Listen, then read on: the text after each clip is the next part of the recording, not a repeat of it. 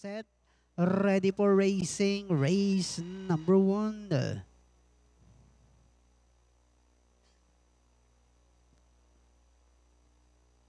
Racing just is started with Princess Joe. Break quick, let us start rushing about the outside is Directors with Born Unto Battle. Let's kiss and say goodbye. Dazzling Geo Conti comes next. Tricky Charlie's then followed now by Rolling Mill. Running by there is Quick Hunter while El Shuttle is the early trailer by about 14 lengths of the leader. Racing down the backstretch, we are Born Unto Battle by about 4 lengths.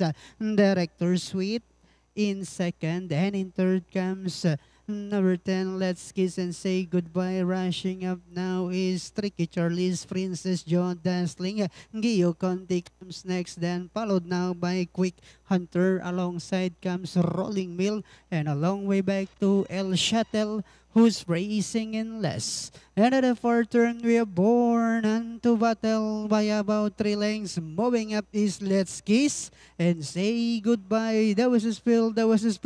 Rider of horse Rolling Mill, E.M. Dancel, left unseated.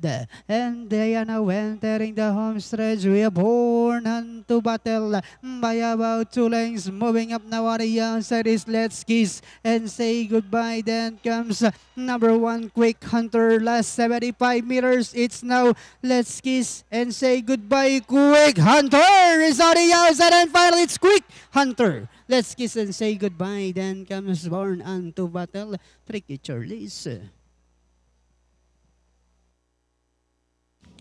Okay, bayang karerista, para dito po sa ating race number 1, ang ating pong unofficial winner is entry number 1.